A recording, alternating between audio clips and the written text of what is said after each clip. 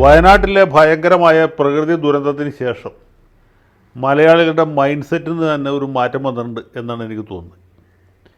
കാരണം അടുത്തത് എവിടെയാണെന്നോ എപ്പോഴാണെന്നോ ഇനി എന്താണ് സംഭവിക്കാൻ പോകുന്നത് എന്ന് ജനങ്ങൾക്ക് ഒരു ധാരണയുമില്ലാത്ത അവസ്ഥയാണ്. രാത്രി സ്വസ്ഥമായിട്ട് ആഹാരം കഴിച്ച് കിടന്നുറങ്ങിയ ആളുകൾ പെട്ടെന്ന് ഒരു ഉരുൾപൊട്ടി ഇനി ഒരിക്കലും ഉണരാത്ത ഉറക്കത്തിലേക്ക് ആണ്ടുപോവുകയാണ് ഉണ്ടായത്. വെള്ളം കുടിച്ചു, അല്ലെങ്കിൽ വായിലും മൂക്കിലും മണ്ണ് കയറി, വീട് തകർന്ന് വീണുമൊക്കെ ഒരുപാട് ആളുകൾ മരിക്കും. ഇത് എവിടെയും സംഭവിക്കാം. കേരളത്തിലെ ഒരു ഗ്രാമവും ഒരു പട്ടണവും സുരക്ഷിതമല്ല എന്നൊരു തോന്നൽ മലയാളികളുടെ ഇടയിൽ പൊതുവെ ഉണ്ടായിട്ടുണ്ട്. ഏതുപോലെയെന്ന് വെച്ചാൽ ഈ സെപ്റ്റംബർ 11 ഭീകരാക്രമണത്തിന് ശേഷം അമേരിക്കക്കാർക്ക് വളരെ കാലത്തേക്ക് സ്വസ്ഥത നഷ്ടപ്പെട്ടു. എപ്പോഴാണ് ജിഹാദികൾ വിമാനവുമായിട്ട് വരുന്നത്, എപ്പോഴാണ് ഈ കെട്ടിടം ഇടിച്ചു പൊളിച്ച് തകർക്കുന്നത് എന്നൊക്കെ ഇവർ ഭയപ്പെടാൻ തുടങ്ങി. എന്ന് പറഞ്ഞ പോലത്തെ ഒരു അന്തരീക്ഷത്തിലേക്ക് മലയാളികൾ വഴുതി വീഴുകയാണോ എന്ന് സംശയമുണ്ട്. വല്ല CJ ജോണിനെ പോലെയുള്ള മനഃശാസ്ത്രജ്ഞന്മാർക്ക് ഈ കാര്യത്തിൽ കുറച്ചും കൂടി വ്യക്തത വരുത്താൻ കഴിയും എന്നെനിക്ക് തോന്നുന്നു. ഏതായാലും മലയാളികളുടെ ഈ ഒരു മാനസികാവസ്ഥയെ പരമാവധി ചൂഷണം ചെയ്യാനാണ് നമ്മുടെ മാധ്യമങ്ങൾ, പ്രത്യേകിച്ച് ചില ഓൺലൈൻ സാമഗ്രികൾ ശ്രമിച്ചുകൊണ്ടിരിക്കുന്നത്. ഇവർ നടത്തിക്കൊണ്ടിരിക്കുന്ന പ്രചരണം മുല്ലപ്പെരിയാറിന് വലിയ ഭീഷണിയുണ്ട്. മുല്ലപ്പെരിയാർ ഡാം ഏതു സമയവും പൊട്ടാൻ സാധ്യതയുണ്ട്. അത് നിറഞ്ഞിരിക്കുകയാണ്. ഈ ഡാം പൊളിച്ച് വേറെ ഡാം പണിഞ്ഞില്ലെങ്കിൽ ഇവിടെ വലിയ ദുരന്തമുണ്ടാകും. കേരളത്തിലെ 4 ജില്ലകൾ കടയോടുകൂടി പറഞ്ഞ് ഒഴുകി അറബിക്കടലിലേക്ക് പോകും എന്നാണ്. നമ്മുടെ വർത്തമാന പത്രങ്ങളൊക്കെ അതിന് വലിയ പ്രാധാന്യം കൊടുക്കുന്നുണ്ട്. മുല്ലപ്പെരിയാർ നാളെ പൊട്ടുമോ മറ്റന്നാൾ പൊട്ടുമോ എന്ന വിഷയത്തെക്കുറിച്ച് TV ചാനലുകാർ ചർച്ചയെ സംഘടിപ്പിക്കാൻ തുടങ്ങിയിട്ടുണ്ട്. അപ്പോൾ കേരളത്തിലെ ഇപ്പോഴത്തെ ഏറ്റവും വലിയ ചർച്ചാ വിഷയം എന്ന് പറയുന്നത് മുല്ലപ്പെരിയാർ, ബംഗ്ലാദേശല്ല, അല്ലെങ്കിൽ പാലസ്തീനല്ല, ഈവൻ വയനാട്ടിലെ ദുരന്തം പോലുമല്ല. അപ്പോൾ ഇങ്ങനൊരു സാഹചര്യത്തിൽ മാധ്യമങ്ങൾ ഉണർന്ന് പ്രവർത്തിക്കുന്നുണ്ട്. കാരണം ഈ മുല്ലപ്പെരിയാർ ആളുകൾ പത്രം വായിക്കാനായിട്ട്, അല്ലെങ്കിൽ TV കാണാനായിട്ട്, അല്ലെങ്കിൽ സോഷ്യൽ മീഡിയയിൽ കൂടുതൽ പേര് ശ്രദ്ധിക്കാൻ വേണ്ടിയിട്ട് മുല്ലപ്പെരിയാർ വിഷയം ചർച്ച ചെയ്യുകയാണ്. മുല്ലപ്പെരിയാർ അണക്കെട്ട് തമിഴ്നാടിൻ്റെ അധീനതയിലുള്ളതാണ്. അത് കേരളത്തിലാണ് നിലനിൽക്കുന്നത്. ഇതിൻ്റെ വെള്ളം തമിഴ്നാടാണ് കൊണ്ടുപോകുന്നത്. അവിടുത്തെ 6 ജില്ലകൾ ജലസേചനം ചെയ്യുന്നത് ഈ വെള്ളം കൊണ്ടാണ്. എന്നാൽ തമിഴ്നാടിന് യാതൊരു ഉത്തരവാദിത്വവും ഇല്ല. ഇത് കേരളത്തിലിരിക്കുന്നുണ്ട്.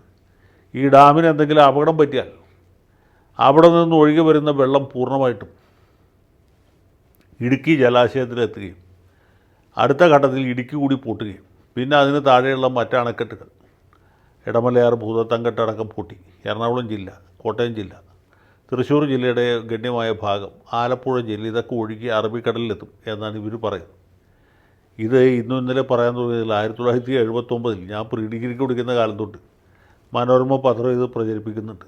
മനോരമയെ മാത്രം കുറ്റം പറയണ്ട, മാതൃഭൂമിയും കേരള കൗമുദിയും മിക്കവാറും എല്ലാ പത്രങ്ങളും ഇങ്ങനെ ഒരു സ്റ്റോറി അടിച്ചു വിട്ടു.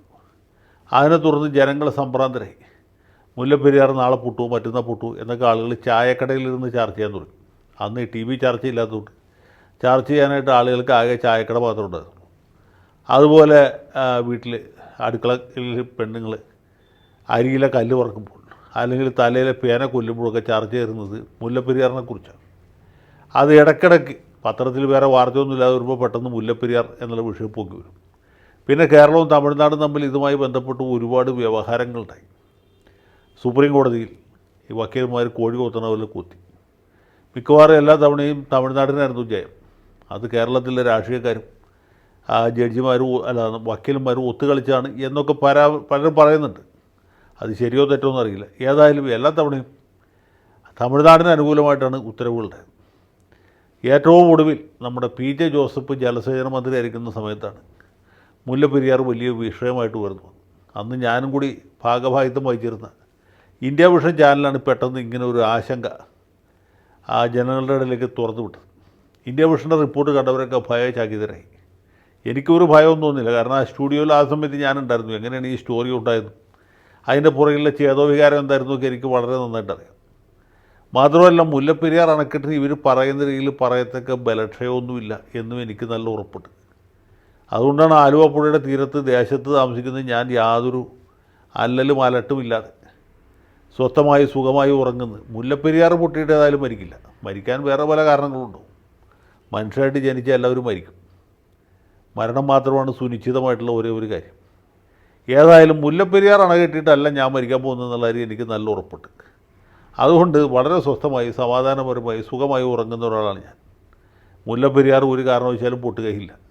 കാരണം ഇത് ബ്രിട്ടീഷുകാരായ സായിപ്പുമാരാണ് പണിഞ്ഞത്. അവർക്ക് ഈ പണി അറിയാം. രണ്ടാമത്, ഈ അണക്കെട്ട് നിലനിൽക്കേണ്ടത് മലയാളികളുടെ അല്ല, തമിഴന്മാരുടെ ആവശ്യമാണ്. ഞാൻ നേരത്തെ സൂചിപ്പിച്ച പോലെ തമിഴ്നാട്ടിലെ 6 ജില്ലകൾ ഇതിനെ കൊണ്ടാണ് കഴിഞ്ഞു പോകുന്നത്. മുല്ലപ്പെരിയാറങ്ങം പൊട്ടിയാൽ ഈ 6 ജില്ലകളും വരണ്ട് ഉണങ്ങി നശിച്ച് നാമാവശേഷമായി പോകും.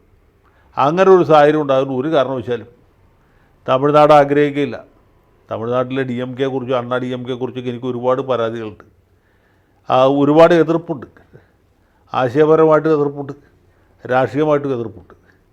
പക്ഷേ DMK ഭരിച്ചാലും അണ്ണാ DMK ഭരിച്ചാലും കരുണാനിധി ഭരിച്ചാലും MGR ഭരിച്ചാലും ജയലളിത ഭരിച്ചാലും അല്ലെങ്കിൽ സ്റ്റാലിൻ ഭരിച്ചാലും തമിഴന്മാരെ സംബന്ധിച്ചിടത്തോളം ഒരു കാര്യത്തിൽ അവർക്ക് നിർബന്ധമുണ്ട്. അതായത് തമിഴ്നാട്ടിലെ കൃഷി, വാണിജ്യ, വ്യവസായം ഇതൊക്കെ നന്നായിട്ട് നടക്കണം എന്ന കാര്യത്തിൽ. നമ്മുടെ ആളുകൾക്ക് ഇല്ലാത്തതും അത് തന്നെയാണ്.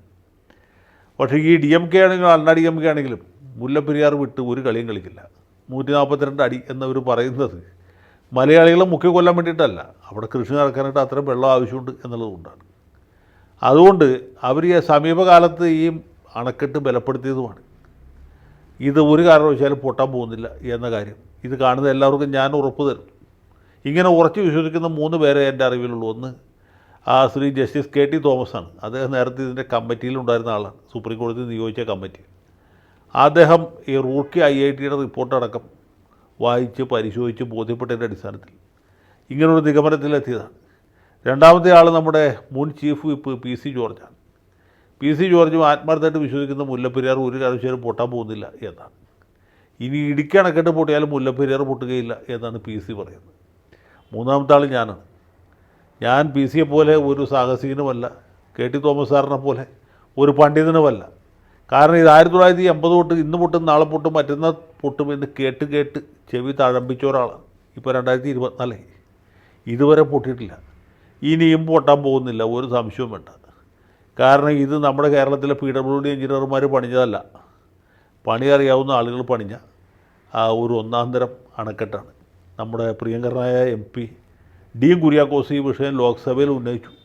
ഉടനെ തന്നെ ഡാം ഡീകമ്മീഷൻ ചെയ്യണം, പുതിയ ഡാം പണിയണം എന്നൊക്കെ പറയുന്നുണ്ട്. കേരള ഗവൺമെൻറ് പണം ചെലവഴിച്ച് അണക്കെട്ട് പണിയുകയും അവിടെ വെള്ളം ശേഖരിച്ച് സംഭരിച്ച് തമിഴ്നാടിന് കൊടുക്കുകയും ചെയ്യണമെന്നാണ് നമ്മുടെ മഹാന്മാരായ മന്ത്രിമാരും മറ്റ് പുങ്കവന്മാരും പറയുന്നത്. ഇതൊക്കെ ശുദ്ധ അസംബന്ധം എന്നല്ലാതെ ഒന്നും പറയാനില്ല. മാത്രമല്ല, ഇങ്ങനെ ഒരു അണക്കെട്ട് പൊളിക്കുന്നതിനും പുതിയത് പണിയുന്നതിനും എത്ര തച്ച്, എത്ര കൊല്ലം, എത്ര പണം വേണ്ടി വരും നിങ്ങൾ ആലോചിച്ച് നോക്കിയാൽ മതി. അതുകൊണ്ടുണ്ടാകുന്ന പാരിസ്ഥിതികമായ ആഘാതം എത്ര ഭയങ്കരമായിരിക്കും എന്നും ആലോചിച്ച് നോക്കിയാൽ മതി. ഇങ്ങനെ ഒരു അണക്കെട്ട് പൊളിക്കുന്നതുകൊണ്ടും പണിയുന്നതുകൊണ്ടും നമ്മുടെ നാട്ടിലെ ചില കോൺട്രാക്ടർമാർക്കും അത് അത്യാവശ്യം എഞ്ചിനീയർമാർക്കും അല്ലാതെ ഒരാൾക്കും ഒരു പ്രയോജനം ഉണ്ടാകാൻ പോകുന്നില്ല. എന്ന് മാത്രമല്ല, പുതിയതായിട്ട് പണിയുന്ന അണക്കെട്ട് അത് ശക്തിയുള്ളതായിരിക്കും, സംഭരണശേഷിയുള്ളതായിരിക്കും എന്ന് ആർക്കെങ്കിലും ഉറപ്പ് പറയാൻ പറ്റും ഇന്നത്തെ കാലത്ത്?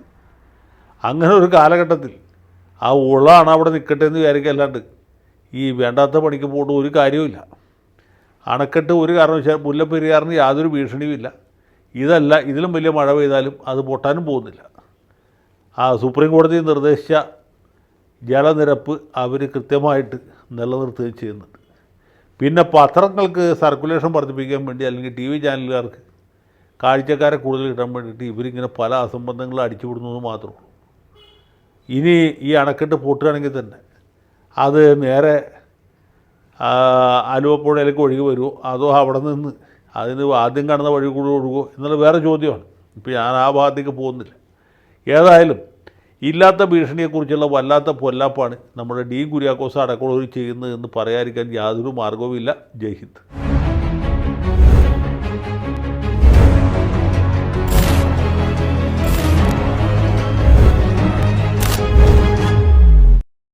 കൂടുതൽ വാർത്തകളും വിശേഷങ്ങളും നിങ്ങളിലേക്ക് എത്താൻ ABC മലയാളം സബ്സ്ക്രൈബ് ചെയ്യുക, ബെൽ ബട്ടണും അമർത്തുക.